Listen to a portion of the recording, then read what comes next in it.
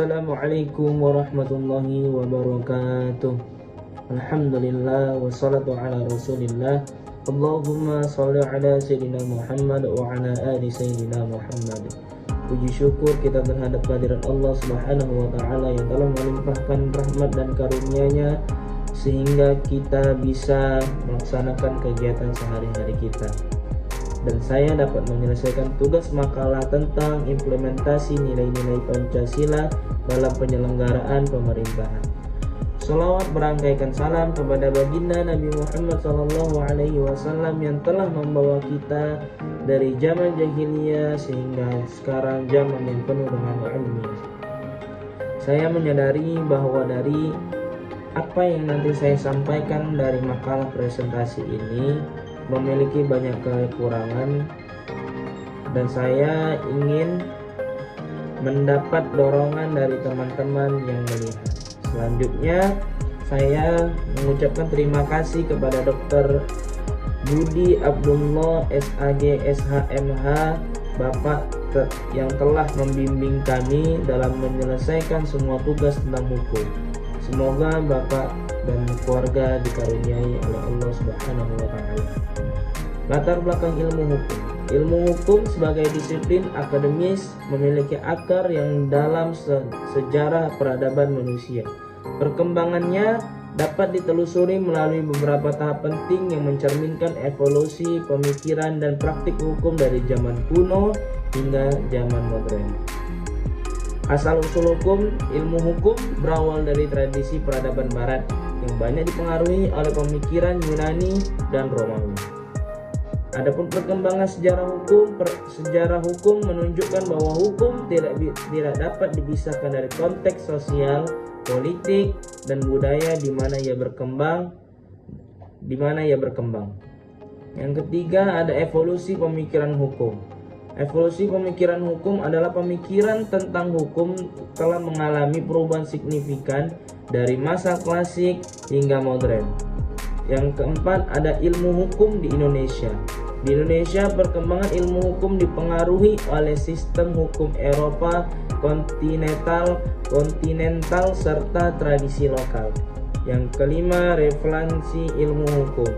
Ilmu hukum tidak hanya berfungsi sebagai studi akademis tetapi juga sebagai panduan praktis dalam penegakan keadilan dan penyelesaian konflik di masyarakat.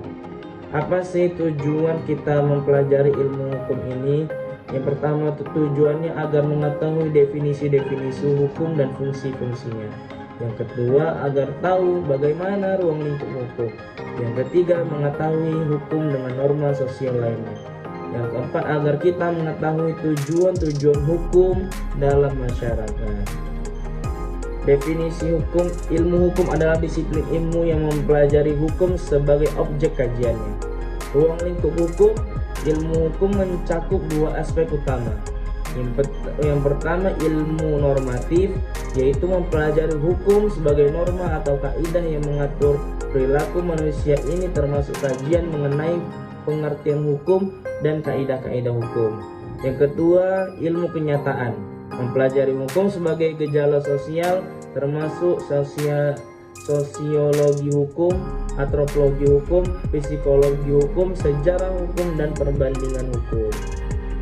Perbedaan hukum dengan norma sosial lainnya. Hukum berbeda dari norma sosial lainnya seperti moral, agama, dan adat. Tujuan hukum dalam masyarakat. Hukum memiliki beberapa tujuan penting dalam masyarakat.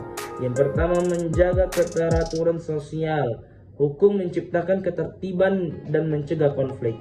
Yang kedua, melindungi hak asasi manusia. Hukum itu berfungsi untuk melindungi hak individu dari pelanggaran. Yang ketiga, ada mendorong keadilan sosial, yaitu hukum berperan dalam memastikan perlakuan adil bagi semua anggota masyarakat. Fungsi hukum adalah yang pertama, mengatur perilaku. Yang kedua, penyelesaian sengketa. Yang ketiga, pelindungan hak. Yang keempat, pendidikan. Yang kelima, menjaga keteraturan sosial. Selanjutnya, perbedaan hukum dengan norma sosial lainnya. Yang pertama, ialah sumber dan pemberlakuan. Hukum itu ditetapkan oleh lembaga yang berwenang seperti legislatif dan yang bersifat moral. Hukum memiliki sanksi yang dapat dipaksakan kepada pelanggarannya. Yang kedua, moral. Moral itu adalah berasal dari nilai-nilai pribadi atau kelompok. Tidak ditetapkan secara formal dan sanksinya bersifat internal. Internal itu seperti penyesalan atau rasa bersalah. Yang ketiga ada agama, mengacu pada ajaran yang bersifat spiritual dan seringkali diatur dalam kitab suci. Sanksi pelanggarannya bisa berupa hukum di dunia dan di akhirat. Apa tujuan hukum dalam masyarakat? Yaitu yang pertama menciptakan keadilan pastinya, yang kedua menjaga ketertiban dan keamanan, yang ketiga memberikan kepastian hukum, yang keempat melindungi kepentingan masyarakat, yang kelima mengatur perilaku sosial, yang keenam mendorong pembangunan sosial, yang ketujuh itu sebagai alat penyelesaian sengketa. Apa itu alat penyelesaian sengketa? Hukum menyediakan mekanisme untuk menyelesaikan perselisihan antara individu atau kelompok sebagai konflik.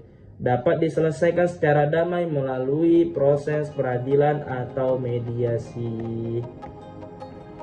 Kesimpulannya ialah hukum memiliki peranan yang sangat penting dalam masyarakat, berfungsi sebagai pengatur perilaku individu dan kelompok untuk mencapai keadilan, ketertiban, dan keamanan.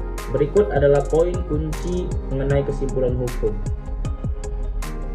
Hukum adalah sekumpulan norma atau peraturan yang ditetapkan oleh lembaga yang berwenang, diakui secara resmi untuk mengatur kehidupan masyarakat. Ini mencakup undang-undang, peraturan. Baiklah, sekian presentasi dari saya. Lebih dan kurang saya mohon maaf. Jadi hukum ini tidak hanya berfungsi sebagai alat penegakan tetapi juga sebagai landasan moral yang mencerminkan nilai-nilai keadilan dan kebenaran. Oleh karena itu, hukum harus selalu beradaptasi dengan perkembangan masyarakat dan kebutuhan akan keadilan. Dengan kesimpulan, kita dapat lebih menghargai peran hukum dalam menciptakan masyarakat yang adil dan harmonis.